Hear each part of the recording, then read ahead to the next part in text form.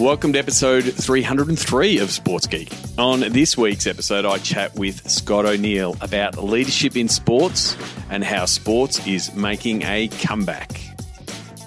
Welcome to Sports Geek, the podcast built for sports digital and sports business professionals. And now, here's your host who can't wait to fly internationally to visit you, Sean Callanan. Thanks, DJ Joel. Yes, my name is Sean Callanan, and I really can't wait to fly internationally. Hopefully, I'll be able to get the vaccine soon, and travel restrictions will allow me to visit you in whatever part of the world you're in. You can find me on all things social at Sean Callanan or at Sports Geek. You can get all the episodes to Sports Geek podcasts on all your favourite podcast platforms. Mine is Pocket Casts. And if you can't find it anywhere else, you can go to sportsgeekhq.com. If you can't find it, really, please send me an email, Sean at sportsgeekhq.com, and say, where is the bloody podcast? Thank you. Welcome back. If you're listening to this episode for the first time, you didn't realise I've had a little bit of a break, but that's fine. But if you've been a listener for the many years, 300 odd episodes, you're probably wondering where I've been. Took a short break to recharge the batteries. But one of the things is travel, and it's sort of what DJ Joel said there in the top. Travel has been a really big part of me finding and sourcing new guests and meeting new people and finding interesting stories. I really am missing traveling to conferences, whether it be SEAT, whether it be South by Southwest, whether it be C2 in Montreal, or speaking at different conferences, because I get to meet new and interesting people, find out about new things, and so that has just, I've got to go back to the original plan of finding new guests, reaching out to the digital method, and using things like Zoom and SportsBiz Zoom calls and the things like that to find new people. So I am finding new people, and thank you to Lara, who set up this call with Scott O'Neill. It's been one that we've been trying to plan for a while around travel. But yeah, if you've got a colleague or someone that you think would make an interesting interview or a conversation, please let me know. I'd love to hear your nominations, whether they be someone doing some great work in digital, doing some great work marketing, introducing and installing new tech in stadiums or for teams. So I'll be reaching back to my Sports Geek podcast alumni and tapping them on the shoulder. And thank you to those who've already nominated and put forward some people, so that the guest pipeline is starting to fill out. So really do appreciate it. Before I get into today's episode with Scott O'Neill from Harris Blitzer Sports and Entertainment, just a quick note. More than happy to work with podcast listeners. And one thing that has been working quite well is the Pick My Brain sessions. They can be used how you want them to be used. Pick My Brain helps solve some problems, whether it's talking about your digital, talking about your content, reviewing your audiences, developing and refining your pitches to sponsors, looking at your membership campaigns, how you might refactor them as fans start coming back to stadiums, anything in that realm. If you want some help, book it in time, 2 hours. Easy to book, and it can be one-on-one. It can have a group. It can be a presentation to your team or a bit of a workshop. So go to sportsgeekhq.com/pickmybrain. And also, before I get in, thank you to everyone who's a Patreon subscriber. Go to sportsgeekhq.com/Patreon. They help pay for the hosting costs and the editing costs and everything around creating the sports business content, whether it be newsletters, the podcast, and the like. What I'm going to do is a new option as we start to doing less sports biz Zooms, as everyone's starting to return to normal, is I'm giving the option for Patreon subscribers to listen into a live podcast. So with Riverside FM, I'm recording the podcasts remotely, and it gives a little audience option. So you can sit there and listen and watch the podcast effectively live when it is recorded. So you'll be, as a Patreon subscriber, I'll be sending out calendar notifications when I've got scheduled guests, and you can tune in and listen in And who knows, we might even be able to figure out a way to do live talkback, live callers. But for now, we'll give you the option to live listen. You can go to sportsgeekhq.com/Patreon to subscribe and support. Here is my chat with the CEO of the Harris Blitzer Sports and Entertainment Group, Scott O'Neill.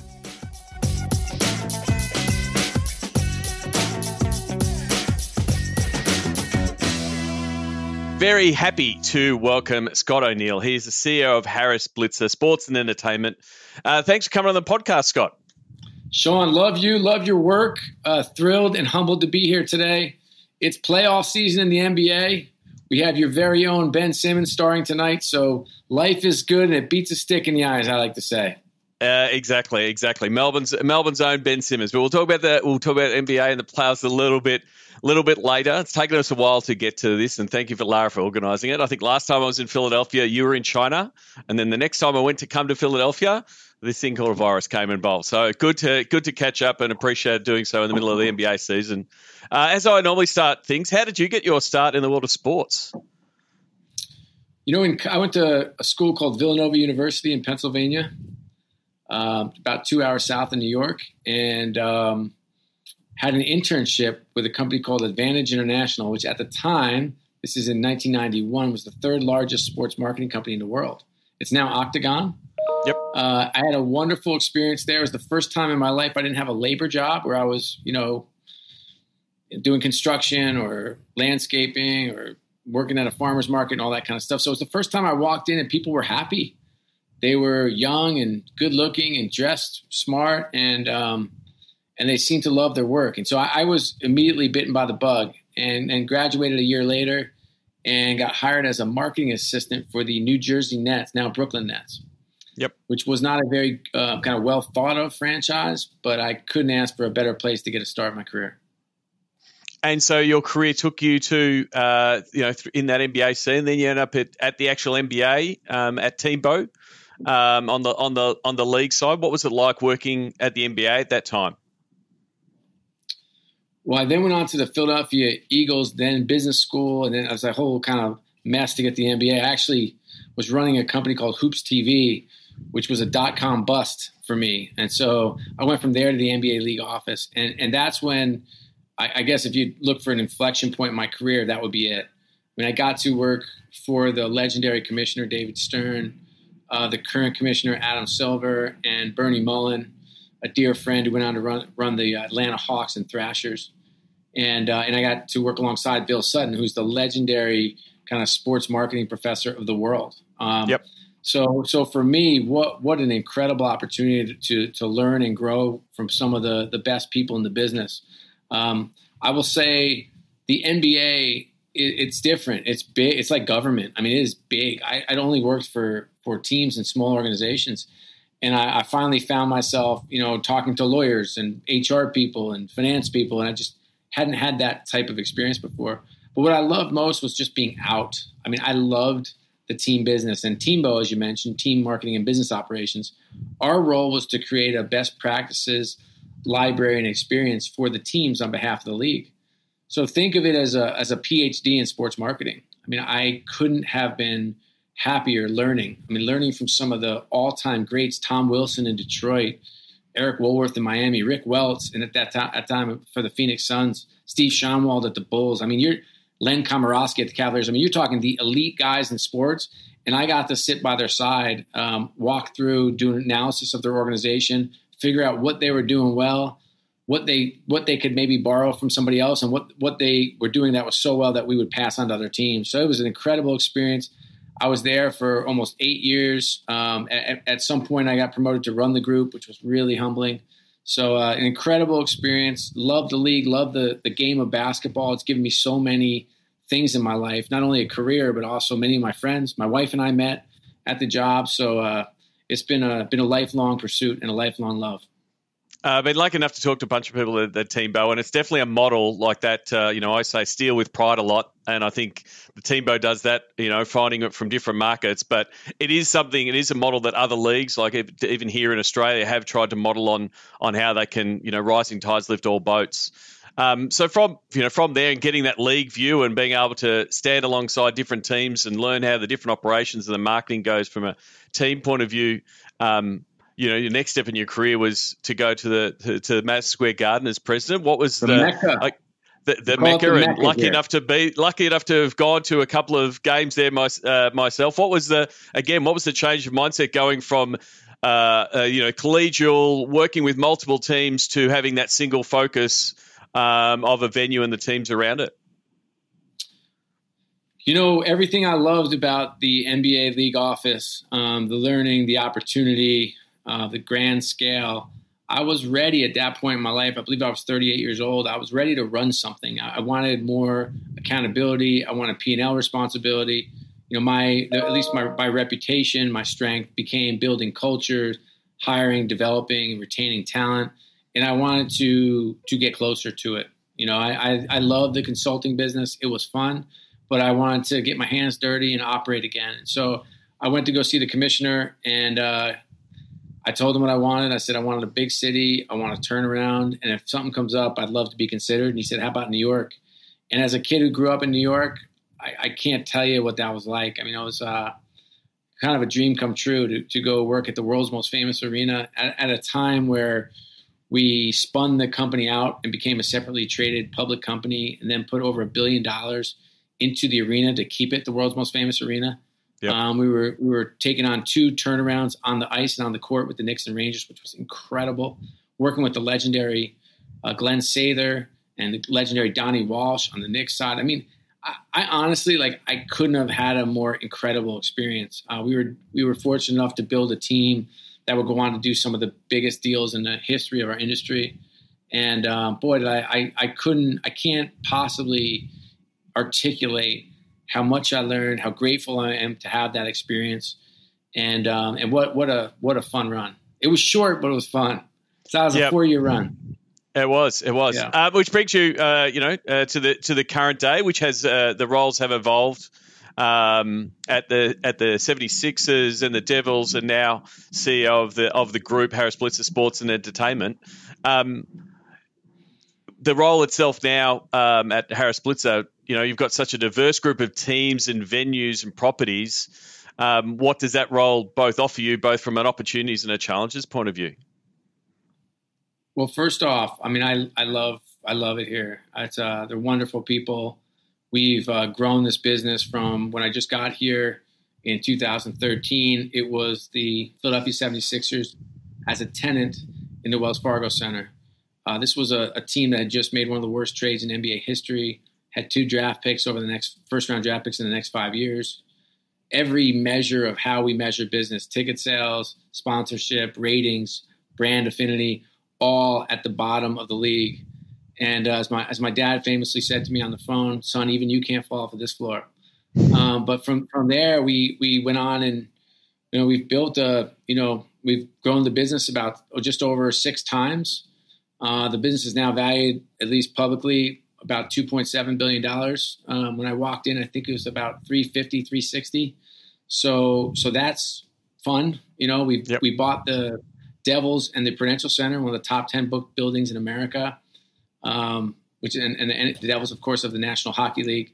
We bought an esports team, built a new training complex, built a real estate business, a venture business, a $50 million venture fund, built an innovation lab, a Grammy museum. Acquired a couple theaters. I mean, there's really no limit to what we can do and will do with this platform. So that's a large group, and obviously you have a talented team that's running all of those different parts. How do you, from a leadership point of view, oversee everything, but then also empower the people that are running those different properties and venues? Everybody has something that they're really good at, and we all have things that we're not very good at. My one discernible skill is recruiting, acquiring, developing, and retaining talent. And if you look at this team, it's more of a constellation of stars. I mean, I spend my time, about a third of my time on culture and people, about a third of my time on growth, and a third of my time with existing and new clients. I mean, that's how I allocate my time.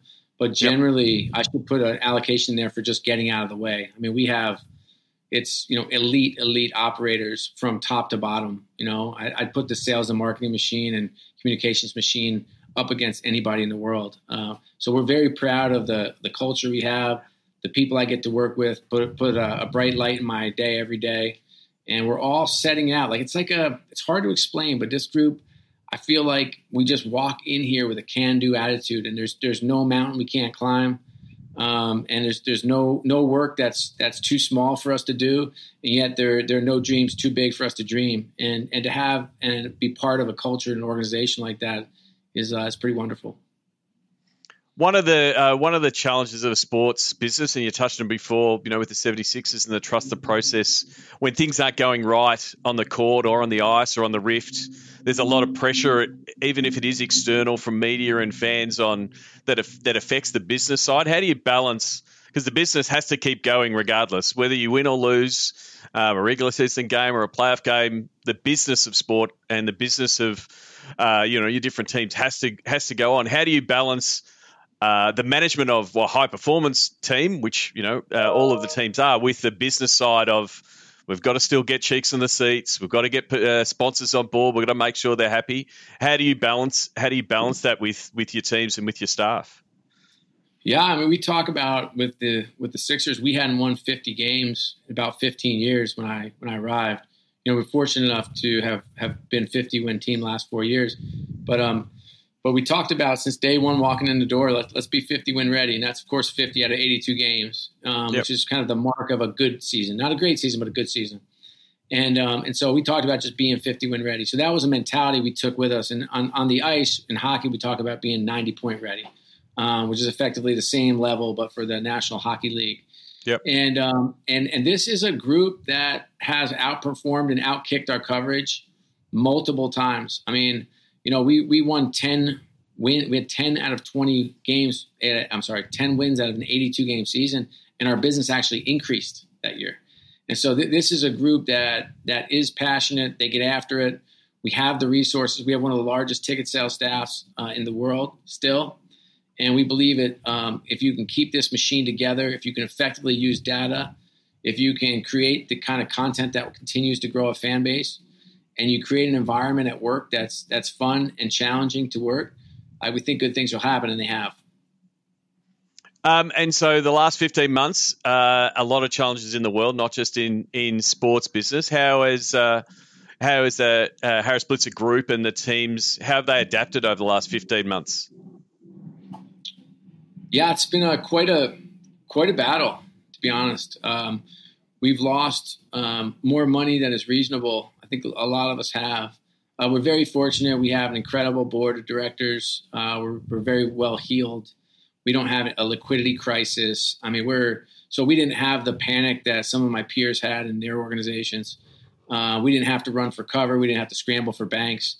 We had, kind of prepared ourselves very well the previous 5 years, which is very fortunate. And that allowed us, quite frankly, not to have some of the mass layoffs we saw around the sports world.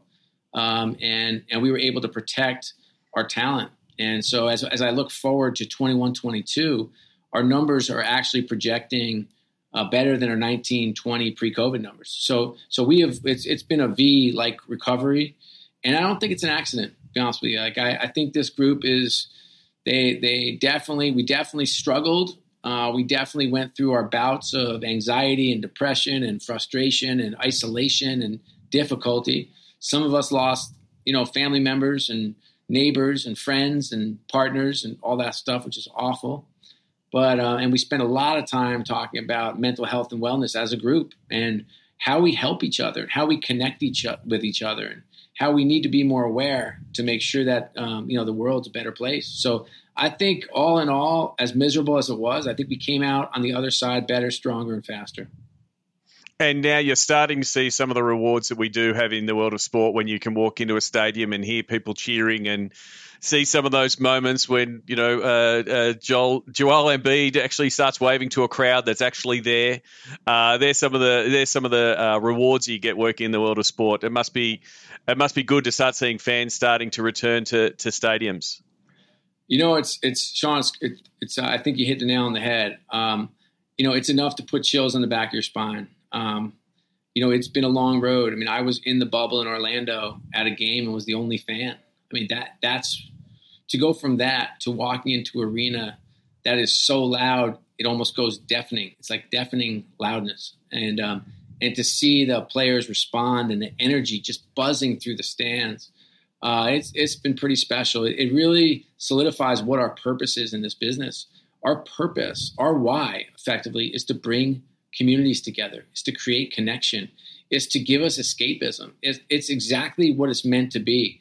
And if nothing else, we've kind of come out the other side more than anything else, understanding that we have purpose, like we're here to help and bring this community back to heal. You do talk about connection in the book and personal connection and having connection with your staff. What were some of the ways that you worked on that in a work from home Zoom world? Like normally that's the stuff of water coolers, and that's the stuff of morning teas or drinks on a Friday afternoon or going to a game. How were you able to manufacture it and I guess do that work on people and culture over the last 15 months? Well, we've had a good peek behind the curtain. I've seen folks in their bathrobes and their kids and their dogs and their cats. And I know what their living rooms look like, their family rooms, their bedrooms, their dens. They're downstairs. I have a bunch of my friends taking calls from the car because they have little kids in their house. And my kids are older. I long for those days, man, when you just can't escape it. So I think, that's provided an opportunity for us to truly appreciate each other and get to know each other on a different level.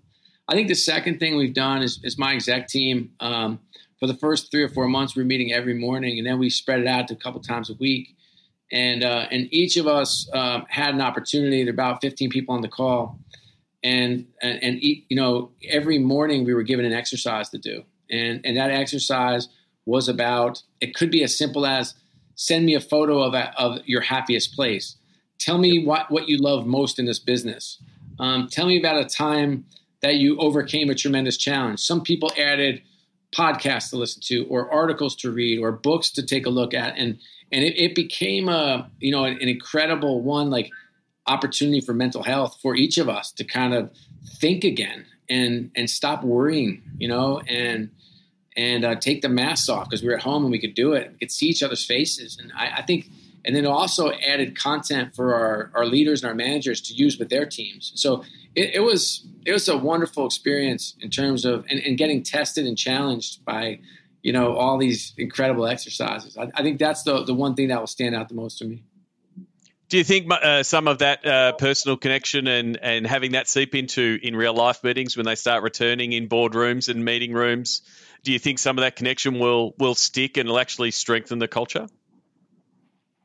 Sean, I talk about that and be where your feet are. I mean, I don't think we have a choice. I'd be honest with you. It's been rough. And yes, we've had sand kicked in our face repeatedly, but we've also had some wonderful experiences. The family dinner is back, connection at home and conversations with our partners and our friends and our family, real conversations that aren't just, hey, how you doing? Fine. Yep. We've had a policy in our organization for several years that when you walk into a conference room, you turn your phone in.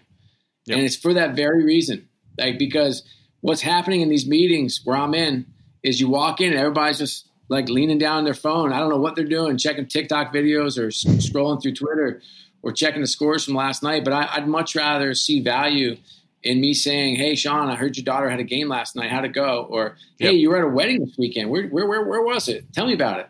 I think that's the human connection, the human touch you were mentioning. I really think we have to be better and do better. And whether that's us just being aware, because we're still going to take a lot of these Zoom calls. Yep. And when we take them, there's going to be somebody and she's going to have her video off for 3 days in a row. And some light bulb has to go on and say, okay, Jean had her video off. Let me check in with her. Or somebody has their voicemail box full, or, maybe they haven't responded to a text or haven't showed up for a meeting. It's this is on us, man. This is on me and you and anybody who's listening right now to help each other. Be aware. That's what this should give us, COVID. This should give us a heightened sense of self and a heightened sense of awareness. And the sense of self is, hey, raise my hand. I need help. The heightened sense of awareness is my bucket is full. Who can I help and connect with? And for 60 seconds a day, if you just reach out to 2 people a day and send them a text and say, hey, Mom, I love you. You're amazing. I remember when you took me to Disney World. It was incredible. I'll never forget. Everything I owe in my life is to you. That note to your mother, there's no words, right? Why can't we take that to our friends at work? Why can't we take that to a former boss or a mentor or a teacher or a coach? Like we have to create these connections. They don't happen by accident, and we have to stop waiting for other people to do the work. We have to be the ones to initiate, go and connect the world. It's terrific advice. So this is where I'll tell people to pause the podcast, go send that message, and come back and send a tweet to both Scott and I and say how it went. We'll see how that goes. So what inspired you to write a book? Be Where Your Feet Are. Sean, I spend my days these days. I just turned 50 last year, and I spend my days, a lot of days, thinking about where do I want to make my mark? What is my why all about? Why am I popping out of bed so fast in the morning? And the answer is pretty clearly, like I think that I want to play a role in helping to develop this next generation of great leaders in this business. And to do that, I have a wonderful platform to do it. And I leveraged this opportunity with a book because this is a raw, unadulterated look behind the curtains. This is not a pat yourself on the back look. This is, hey, I got fired. Hey, I lost my job. Hey, my best friend took his whole life. Hey, I'm really struggling with my daughter. Hey, I need to do a better job with my wife connecting. Like this is the journey of life, because that line between work and home and work is essentially gone now. Yep. And so this is hopefully a toolbox and a toolkit for those listening to live a more purposeful, driven life. And if I can play a role in just one person's life, I'll consider this a success. Terrific. One of those things in the toolbox you talk about is the leadership constitution. It's one of the tools you talk about. What is it, and how did it develop? How did you get to that point of leadership constitution? Yeah, I was in my brother Michael runs a healthcare tech company in Washington, D.C., and I was in his office and I saw it behind his desk. And I was like, what the heck is this? And he said, hey, you have to call my coach, Rich Hill of Gabriel Consulting out of Chicago, Illinois, which I did. I had him come in. And a leadership constitution it answers two core questions. I declare that I am, ... and you can count on me to be, ... And you have to write yours. Mine is, I don't have it in front of me, but I can tell you it's, I'm a leader of leaders. I'll give the shirt off my back to a perfect stranger and anything, anytime to a friend. I will push you, nudge you, love you, even when you don't want to be pushed, don't want to be loved, and don't want to be hugged.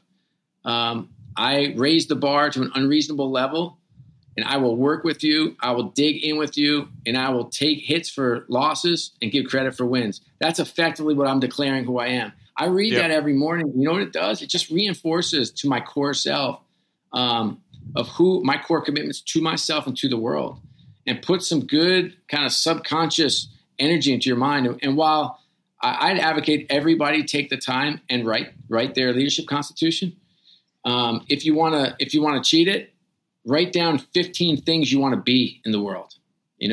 Not who you aspire to be, but who you are at your core, and read them out loud. And I know it's uncomfortable reading stuff out loud. You feel kind of awkward. But I will tell you, man, the way the brain works is you say something and it goes into your subconscious and helps your brain think. And we have, why not, Sean, why not you? Why not me? Like I've seen and read about some of the greats of all time in the world. And I always think when I talk to young people, I say, why not you? You're smart. You'll work hard. The only thing you're missing is a big dream and the discipline to create a plan and go get it. And I think for all of us, it starts with like figuring out who we are. Like who we are at our best self. And that's what a leadership constitution provides. And it gives you that tool to work on your leadership like a muscle. It's not read a book, write it down, and I'm good. It's a daily task of living it and understanding it. That's the key piece for you. That's right. Yes. It's that reinforcement, the repetition and reinforcement. So a lot of upcoming sports executives may grab your book to gain insight into entering the world of sports business, try to follow your lead, see the career that you've had.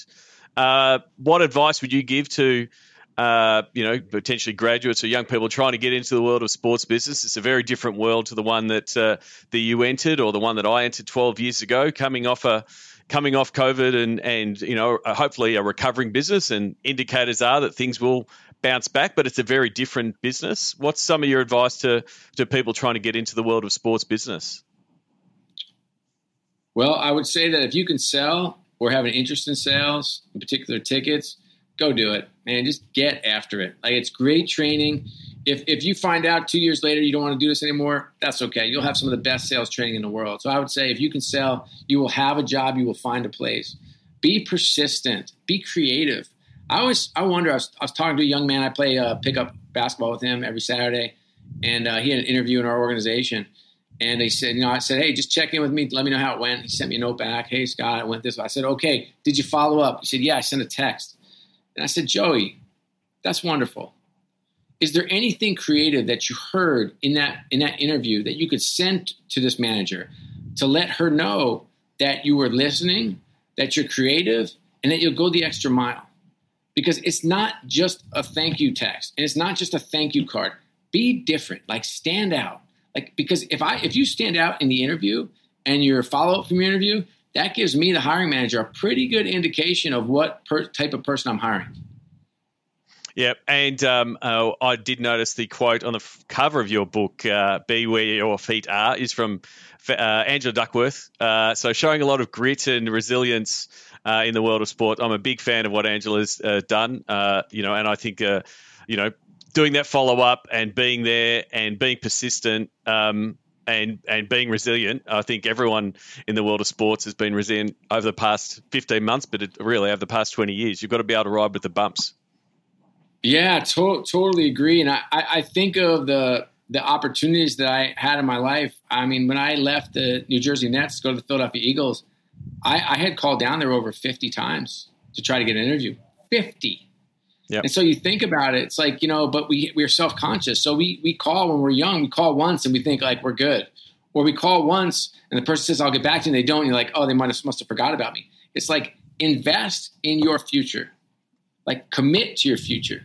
Like, be what you want to be. Like, demonstrate the types of behaviors that a boss would be proud to have you there and thrive. Well, Scott, I know you've got a playoff game to get to go see your beloved 76ers. I'm looking forward to tuning in and seeing Melbourne's own Ben Simmons. As I said pre-interview, I used to watch his dad play for the Melbourne Tigers many, many years ago. So looking forward to seeing that game. I want to finish with the Sports Geek closing five. Do you remember the first sports event you ever attended? I do. It was New York Knicks versus New Jersey Nets at Madison Square Garden. We sat up so high, the game was merely a rumor, but something I'll never forget.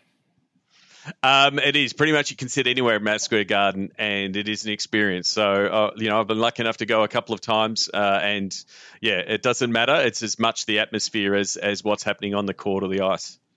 Yeah, it sure is. It's a wonderful, wonderful place, but it was high. You would have been to a lot of sports events, and the world of food at sports events has evolved very much so in the last 30 years. Do you have a go-to food at a sports event, or a favorite food memory at a sports event? I have an issue. I have a cookie issue, and it's not something I'm very proud of. But typically at this game I'm about to head over to, I try to limit my halftime chocolate chip cookies to 4. Okay. Unfortunately, they're very large. They're large cookies, and so I try to cut it off at 4. But it's a problem, and I try to go one really quick before everybody gets in that halftime room, because then they don't see it. And then I tuck the last one out with me as I walk out. So it really looks like I only have 2, but that's my favorite cookie in the world.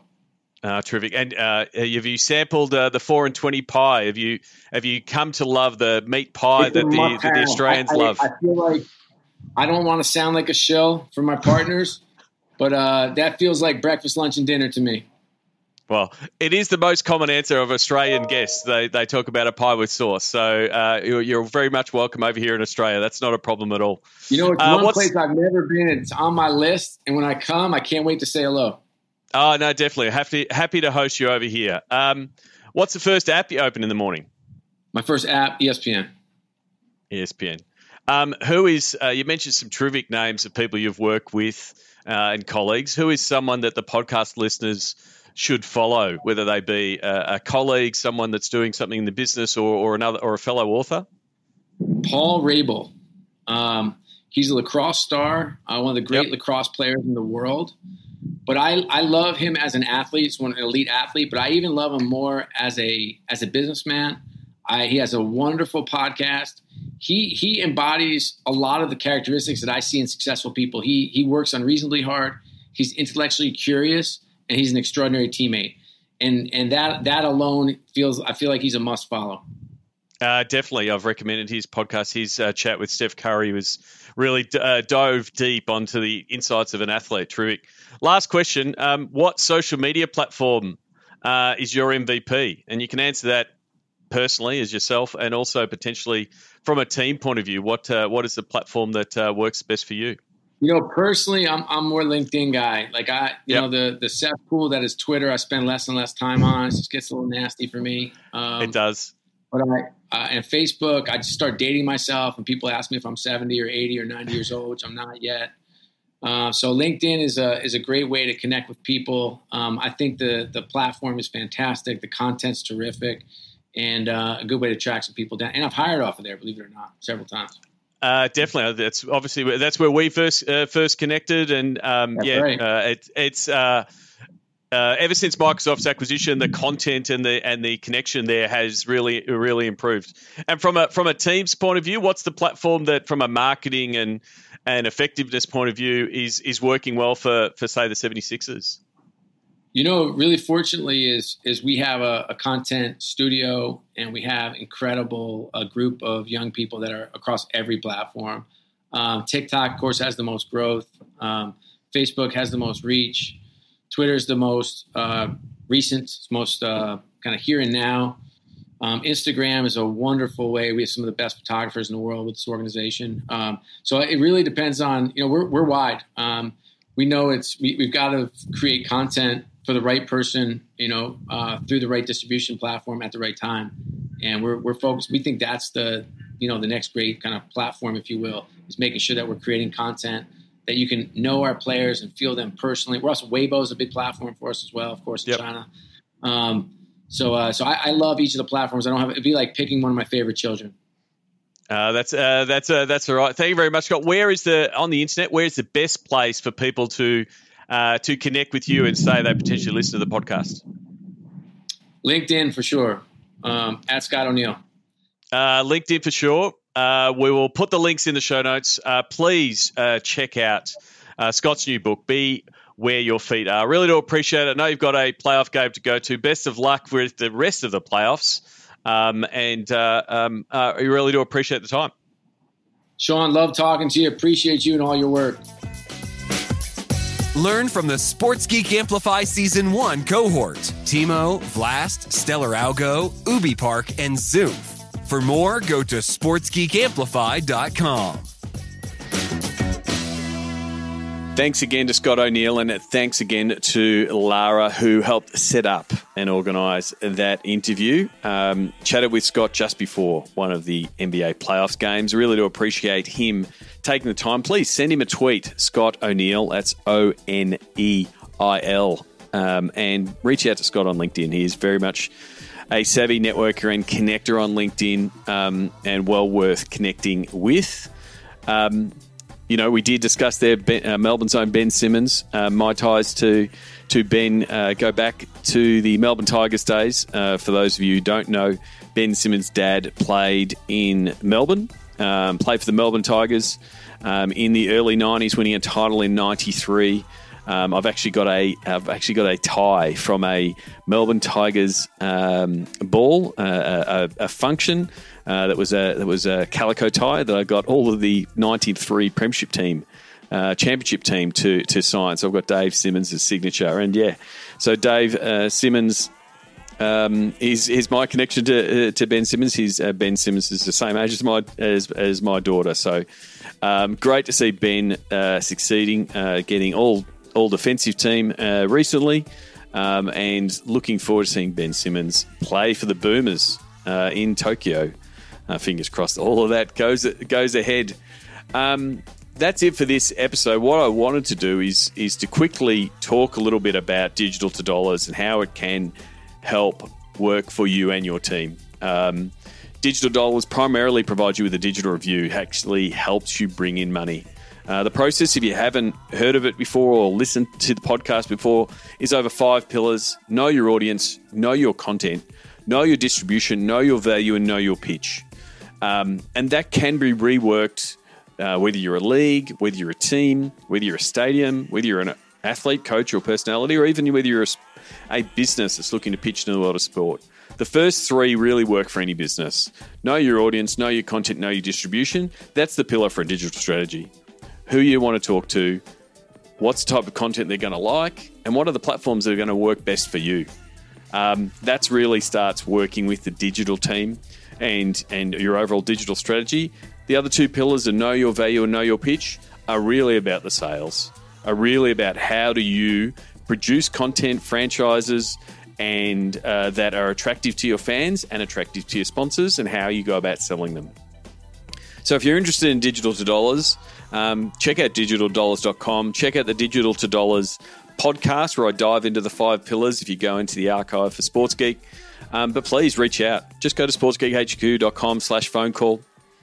Let's book in a time to chat. As always, happy to do the Pick My Brain sessions and love working with podcast listeners. If you haven't, please check out the Sports Geek Amplify series. 5 terrific sports technology companies that are helping sports bounce back. Check them out. Vlast, Timo, Stellar Argo, UbiPark, Zoomph. In the next episode, I'll actually give you a bit of an update of what is happening with all of them and how they're progressing since we last spoke. Until next episode, my name is Sean Callanan, and you've been listening to Sports Geek. We'd love your support on our Patreon campaign. Go to sportsgeekhq.com/Patreon. Have you listened to the Sports Geek Amplify series? Go to sportsgeekamplify.com to listen.